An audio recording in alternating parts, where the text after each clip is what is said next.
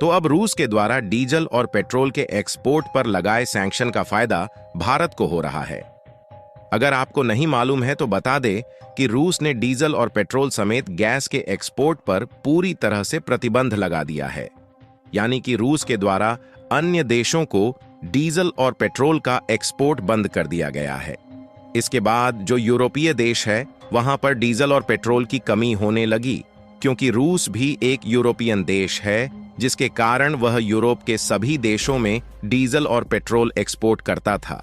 लेकिन रूस के द्वारा डीजल और पेट्रोल पर प्रतिबंध लगा देने के कारण उसका फायदा भारत को हो रहा है, क्योंकि यूरोपीय देशों में डीजल और पेट्रोल की हाई डिमांड होने के कारण वह भारत से ज्यादा मात्रा में डीजल और पेट्रोल इंपोर्ट कर रहे हैं। और कमाल की बात यह है कि यूरोपीय देश भारत के अलावा किसी दूसरे देश से डीजल, पेट्रोल और गैस इंपोर्ट नहीं कर पा रहे हैं। इसलिए डीजल और पेट्रोल की हाई रिक्वायरमेंट होने के कारण यूरोपीय देश भारत को हाई कास्ट देने के लिए तैयार है। पूरी डेवलपमेंट क्या है इस वीडियो में समझते हैं,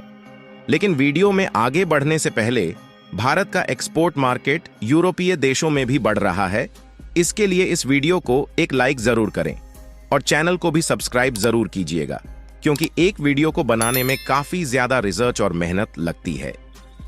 आज की मेन खबर यह है कि रूस के द्वारा डीजल और पेट्रोलियम प्रोडक्ट पर सैंक्शंस लगा देने के कारण यूरोपीय देश अब भारत से डीजल और पेट्रोल खरीदना शुरू कर चुके हैं। हालांकि रूस ने पिछले साल फरवरी में ही डीजल और पेट्रोल दूसरे देशों में भेजना बंद कर दिया था। इसके तुरंत बाद यूरोपीय मार्केट में भारत के द्वारा डीजल और पेट्रोल की सप्लाई की जाने लगी। आपको बता दे कि भारत में भले ही क्रूड ऑयल का प्रोडक्शन ज्यादा मात्रा में नहीं होता, लेकिन सऊदी अरब, कतर, रशिया और ईरान जैसे देशों से भारी मात्रा में कच्चा तेल इंपोर्ट करते हैं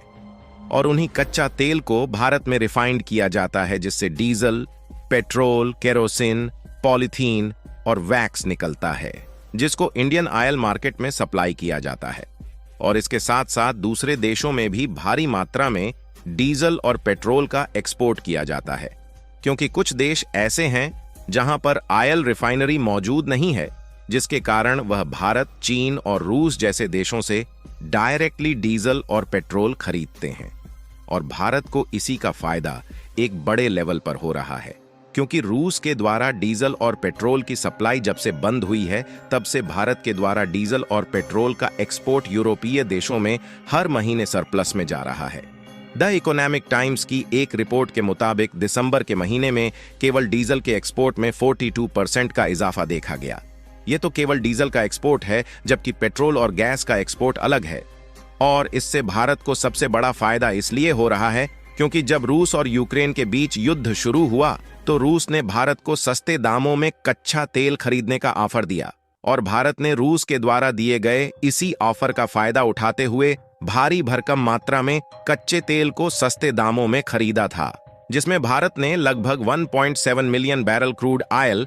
हर दिन के हिसाब से खरीदा था। और रूस के द्वारा सस्ते दामों में खरीदे गए कच्चे तेल का फायदा अब भारत में देखने को मिल रहा है। अगर रूस यूक्रेन का युद्ध शुरू हुए देखा जाए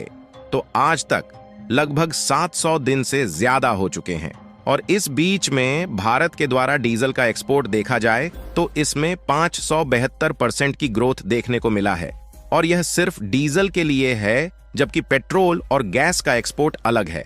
यानी कि आप इसी से अंदाजा लगा सकते हैं कि रूस यूक्रेन युद्ध के बाद से अब तक भारत को डीजल एक्सपोर्ट के मामले में कितना बड़ा मुनाफा हो चुका है। और कमाल की बात यह है कि हर महीने यह लगातार बढ़ता ही जा रहा है। हालांकि जनवरी महीने में हूती विद्रोहियों के अटैक के कारण भारत के द्वारा डीजल को एक्सपोर्ट करने में कुछ दिक्कतों का सामना करना पड़ा है, लेकिन अब हूती विद्रोहियों का लाल सागर पर अटैक धीरे धीरे कम हो रहा है, जिससे जो इंपोर्ट और एक्सपोर्ट मार्केट का ट्रेड रूट डिस्टर्ब हुआ था वह फिर से मैनेज हो रहा है, और पहले जैसी ग्रोथ फिर से भारत के एक्सपोर्ट मार्केट में देखने को मिल रही है। और इन दिनों भले ही हमने रूस से थोड़ी कम मात्रा में कच्चा तेल खरीदा है, लेकिन पिछले 2 सालों में रूस के कच्चे तेल का इस्तेमाल करते हुए यूरोप की बहुत बड़ी मार्केट को कैप्चर कर लिया है। लेकिन हमें यही नहीं रुकना, बल्कि पहले से भी तेजी के साथ यूरोपीय मार्केट पर कब्जा करना है और यूरोप की पूरी मार्केट को अपने हाथों में लेना है। और आपको जानकर हैरानी होगी कि इसके लिए भारत ने एक कदम आगे चलते हुए एक मास्टर प्लान लागू कर दिया है, जिससे अब यूरोपीय मार्केट पर तेजी के साथ कब्जा किया जा सके।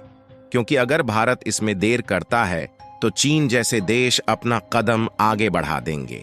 जिससे भारत हर बार की तरह इस बार भी पीछे रह जाएगा। इस बार भारत ने यह मास्टर प्लान बनाया है कि हम जो क्रूड ऑयल रिफाइंड करते हैं उसको हर साल 56 मिलियन टन के हिसाब से बढ़ाएंगे, जिससे जो भारत की ऑयल रिफाइनिंग कैपेसिटी है वह 6 मिलियन बैरल पर डे पहुंच जाएगी और हम हर दिन 60 लाख बैरल कच्चा तेल रिफाइंड कर पाएंगे। और इसके बाद कुछ डीजल और पेट्रोल अपने इस्तेमाल के लिए भारत में रखेंगे और ज्यादातर डीजल और पेट्रोल को यूरोपीय देशों में शिफ्ट कर दिया जाएगा, जिससे भारत की इकोनॉमी और भी तेजी के साथ आगे बढ़ सकेगी और हम चीन जैसे देशों को टक्कर देने के लिए तैयार हो जाएंगे। इसके अलावा अगर देखा जाए तो भारत ने जो यूरोपीय मार्केट में डीजल एक्सपोर्ट करके मुनाफा कमाया है, उसे भारत में इंफ्रास्ट्रक्चर तैयार करने में इन्वेस्ट किया गया है,